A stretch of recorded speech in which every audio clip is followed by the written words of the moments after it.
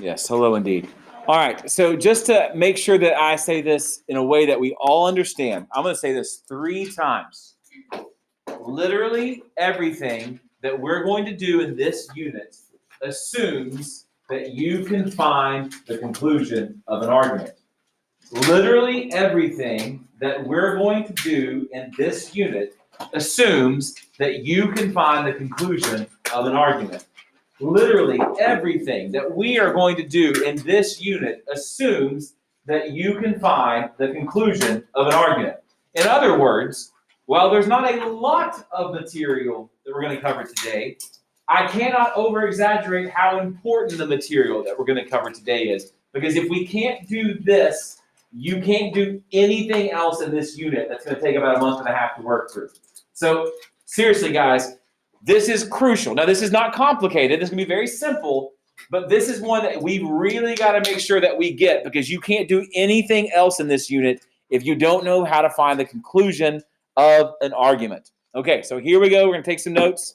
First off, welcome to Unit 3. Well, you're about several weeks ahead of last semester's pace, and your grades are great. So I'm very pleased. You guys should be very pleased. Y'all are crushing it. So good job. Keep up the good work. We're going to learn now how to put together actual arguments. Now, likely, when you hear the word arguments, you think about something like people pounding on the table or yelling or shouting or some ungodly thing on social media that you've seen.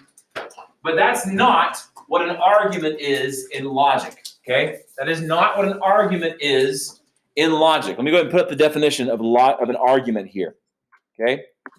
A logical argument is a set of statements, one of which appears to be implied or supported by the others.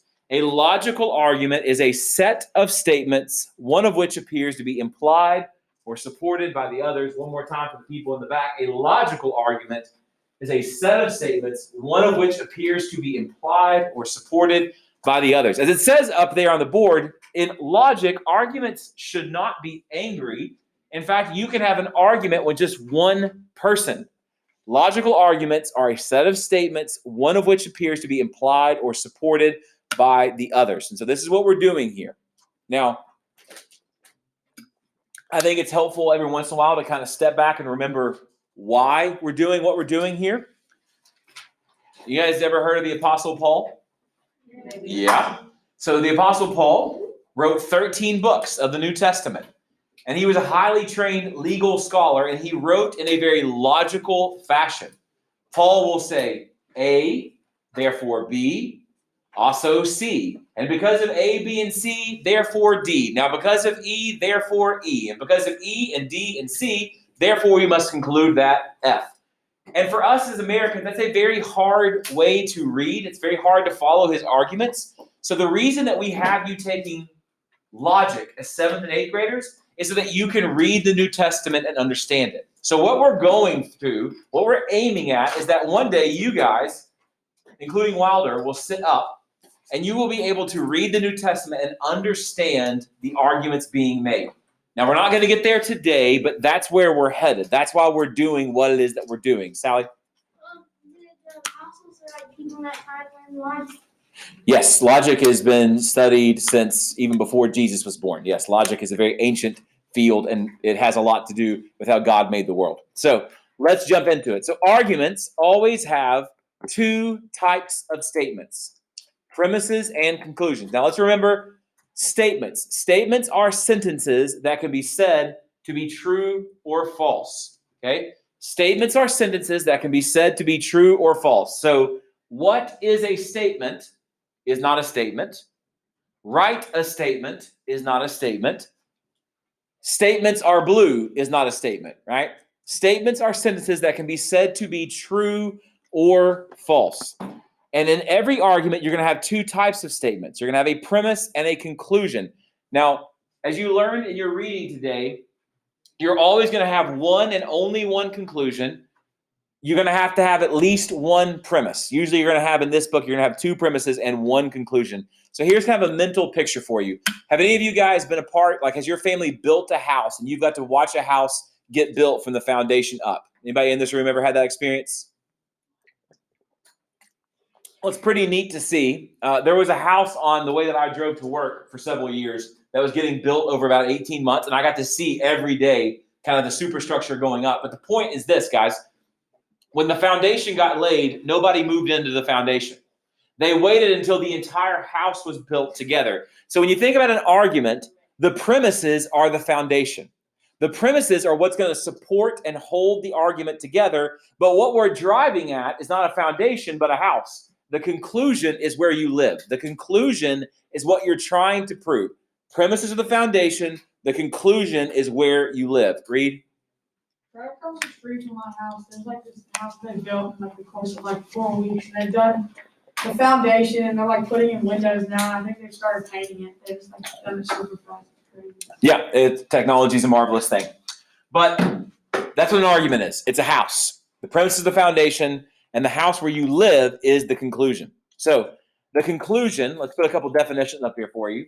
When I say conclusion, it's the statement that appears to be implied by the other statements in the argument. Okay? The conclusion of an argument is the statement that appears to be implied by the other statements in the argument. The premises of an argument are the statements that appear to imply the conclusion. Now remember, when I say imply, that has a very definite meaning. Remember implication from a couple months ago? That if statement 1 is true, statement 2 must be true, implication. This is what we're talking about. In a logical argument, if your premises are true, your conclusion has to be true.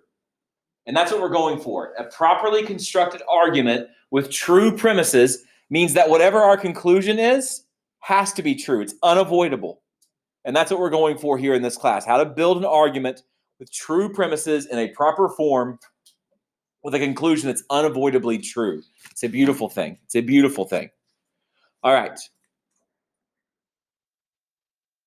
Arguments always have to have at least one premise, and arguments will always have one and only one conclusion, okay? So you don't have two houses built on top of each other. You got one house. You got one foundation and one house. So your argument is always going to have one conclusion, and then your argument, though, has to have at least one premise. Now, the more premises, the better up to a point.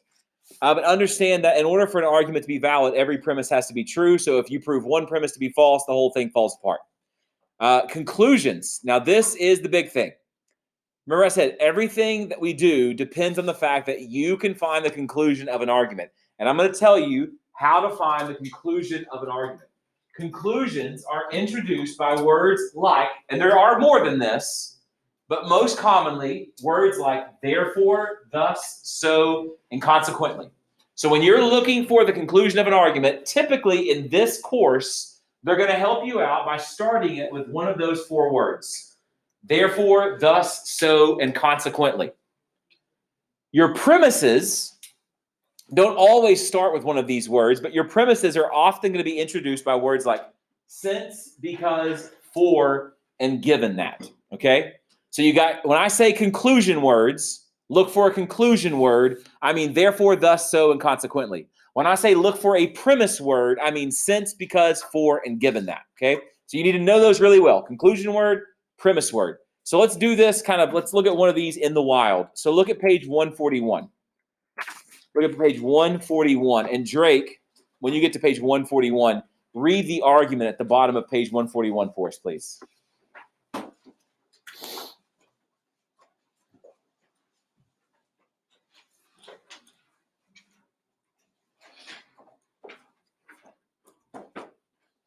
Is that the one with the weird print? Yep, it's called italics. The Bible is the Word of God, and the book of Jonah is definitely in the Bible. We must therefore conclude that the book of Jonah is the Word of God. Okay, so let's answer this second question first. What's the conclusion of that argument, Jackson? Jonah is the Word of God. Yeah, now they made it so easy for you in the following ways. One, they put it at the end, but conclusions don't always have to come at the end. Two, they said the words therefore. But it's not going to always have the word therefore. And they even add the word conclude, right? So that statement is jumping up and down, waving its arms and saying, hey, I'm the conclusion of the argument. But it's not always going to be that easy. Okay, so that one's pretty simple. It's at the end. It says therefore. It says conclude. That's obvious. That's the conclusion. But it's not going to be that easy all the time. For example, apologies to the ladies in the room. Denise must love shoes because Denise is a woman, and we all know that women love shoes. Do we see the words therefore, thus, so, or consequently anywhere up here? No, we don't.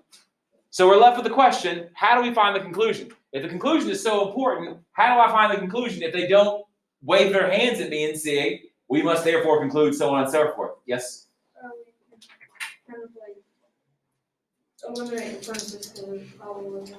Well, you can eliminate the premises. So for example, we see since, because, for, and given that. So we can eliminate this one, but now we're left with, and we all know, and that Denise must love shoes. And so neither one of those start with a premise word. Neither of those start with a conclusion word. So we're still 50-50. Bean? Because comes after, so doesn't that mean that? Hey, Bean has read his lesson. Well done. So again, just remember, you got to find the conclusion. If you can't find the conclusion, we're sunk. So I'm going to skip this. Here's how we find the conclusion. All right, so let's get to this is what you got to get. Here's how we find the conclusion. First, look for a conclusion word. Okay, that's your first stop. Every time, look for a conclusion word. Therefore, thus, so, and consequently. And if you find a conclusion word, that's your conclusion. So if you see an argument that says therefore, thus, so, consequently, that's your conclusion. Now, again, they might say other things like we must conclude, right? Well, that's not therefore, thus, so, or consequently, but that's obviously a conclusion word. If you don't find one, look for a premise word. Since, because, for, and given that. And the statement before the statement with the premise word is the conclusion of the argument. Okay? So first thing you do is you look for a conclusion word. If you find it, bingo, that's your conclusion. If you don't find one, you look for a premise word. Since, because, for, and given that. And then the statement before the statement with the premise word is the conclusion of the argument.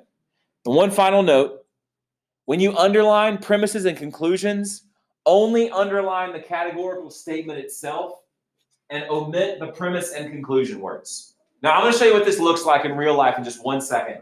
But here's what I'm talking about, okay? Find the conclusion word. If you don't find one, look for a premise word. The statement before the one with the premise word is your conclusion, and only underline the categorical statement itself. Now, let's go back to poor Denise, okay? All right. Denise must love shoes because Denise is a woman, and we all know that women love shoes. I don't see a conclusion word up here, but what word do I see? Because. Now, so that means which statement is the conclusion? Sellers? Denise must love shoes. Denise must love shoes. So this is my conclusion of my argument, okay? So it's that simple. You look for a conclusion word. You don't find one of those, you look for a premise word. When you find the premise word, it's the statement before that is your conclusion. Hannah? This isn't big of a deal, but I'm saying it says that. We all know that. Yes, thank you. I'll fix that. Appreciate that. Okay, so when I say only underline the statement itself, when you're doing this, look at page 143. Look at page 143. We're going to do this. This is going to be your homework in just a second, but look at page 143.